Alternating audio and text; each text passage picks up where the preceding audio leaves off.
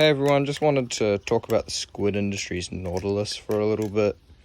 Like my opinions on it, what's good and bad, just all that stuff.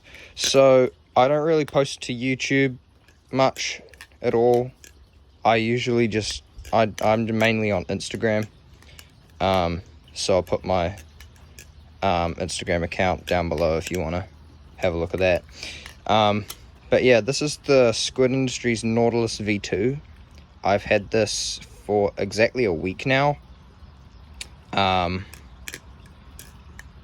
I have formed a opinion on it.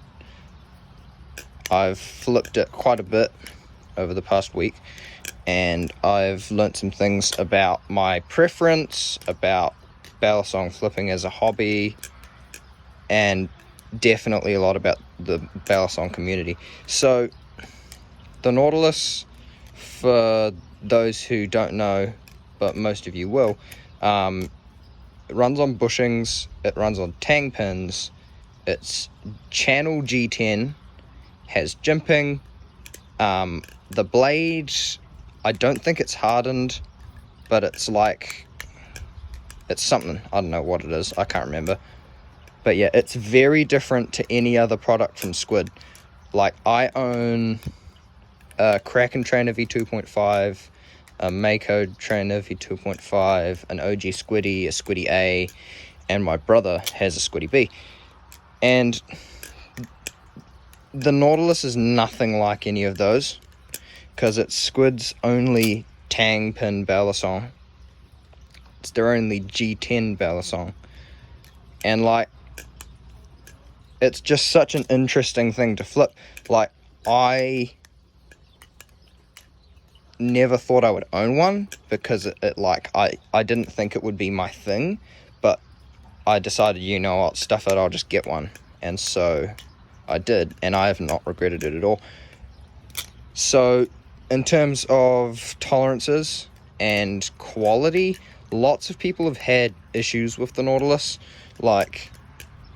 People have had issues with the Tang pins falling out. My friend had his one snap on him. What's some other issues? Tolerances don't hold up very well, apparently. But I've experienced none of these issues at all. It's never had tap. Although I have only had it for a week, so that'll probably change. But regardless, I like it anyway, whether it has tap or not. So yeah, with those issues, I don't know if it was with the V1 or the V2. I think it's most likely the V1 when it comes to the things like snapping, because the V1, correct me if I'm wrong, had the handles were made out of 60-65 aluminium rather than the V2, which is 70-75, which is the same as the Kraken. Quite durable. But yeah, it's raining and it's wet, so I probably shouldn't drop this thing too much. So yeah, flipping, it's good. I really like it. It's really cool for experimental stuff. Like if you want to try out some weird ladder stuff, or just things that you've never been able to do before. It's very good for widening your skill range, because it's just very different. It's very different. I found when I picked this up on the day I got it, I could OG Chaplin, which I was never able to do with any of my other bellies, mainly because it's light and it's got good grip. So yeah, I think that this is a very good balisong. I know that the community hates on it a lot, and some people love it, like Brandon Baker. He really likes it. And I remember quite a long time ago, when he did his first live stream, it wasn't that long ago, I asked him, should I get a Nautilus, and he said yeah. I didn't make the decision on that, but that did definitely influence it slightly. So yeah, Nautilus V2. It's pretty neat. It's pretty neat. Real quick, just to finish off, probably do some just like a look at it. So the blade is polished. It's quite shiny. See how the light kind of reflects off it. It's kind of annoying when you're trying to take photos of it and stuff. Like if you've got it with the rest of your collection, you've got to like think of the knot, because otherwise the blade looks real weird in photos if you don't have the lighting correct. But I think it's pretty cool. I think that the blade finish is pretty nice. Just do it. Ching, ching, ching. Bite handle indicator. It does its job. It's quite horrible. Yeah, no, you definitely know when you've done a chaplain on the wrong side of the blade, because it digs into your finger a bit. But the annoying thing is, like, it leaves bits of skin in there, and it's pretty gross. So, yeah, I won't give a demo just because I like keeping this clean. So the G10, sorry, I'm a bit shaky. The G10 is quite grippy, quite nice. The only thing about it I don't like is that the G10 gets dirty very easily. That's a bit of a con. But yeah, the jimping actually doesn't really do that much. Like, yeah, it does add more grip than on the V1, but I personally don't really do much tricks on the end of the handles. Like, I haven't really figured out how to infinity ladder yet. I don't know how that goes. But like, things like palm fans, it does palm fans really nice.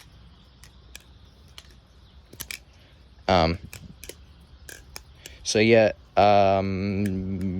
what else aesthetically is good about it? Oh yeah, it's got Squid Industries engraved on the inside of the handles, which I think is pretty cool. At first I thought it was just one handle, but when I got it, I was like, oh, it's in both sides. So that was pretty cool. I was actually wondering where they would put the logo, since it's not on the blade, because on the V1 it didn't have jimping, and the logo was there. I don't know if it was on both sides of the handle, but it was there. So yeah, sound wise, it's unique. It's nothing crazy, but it's nice.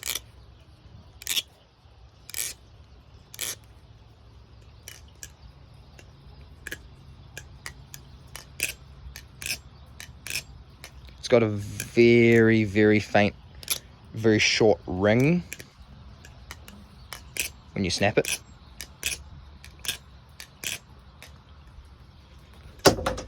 So, yep. What would I rate this out of 10? I'd say a 9.5 for what it is. It costs 450 New Zealand dollars to get your hands on just the standard model. I just you know, make it very clear it's New Zealand dollars, not American dollars, for any of you American fellas that are like, oh bro, you got ripped off. Because I had that a couple times when I got my Kraken trainer, because I was all like $350. That's like a real good price for what the Kraken is, and everyone's all like, bro, 350, you got ripped off. It's like 220 on the site, something like that. And I like have to explain, like, no, I'm talking New Zealand currency. It's worth a lot less than the American dollar.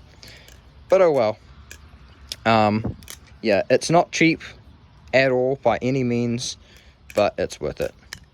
I feel that after a few drops it will start to tap, but I have dropped it quite a few times and it hasn't had any issues with tap. It's had a little bit of like movement or bounce, but that's really easily fixed by just putting a little bit of carbon honey balisong oil in the pivots.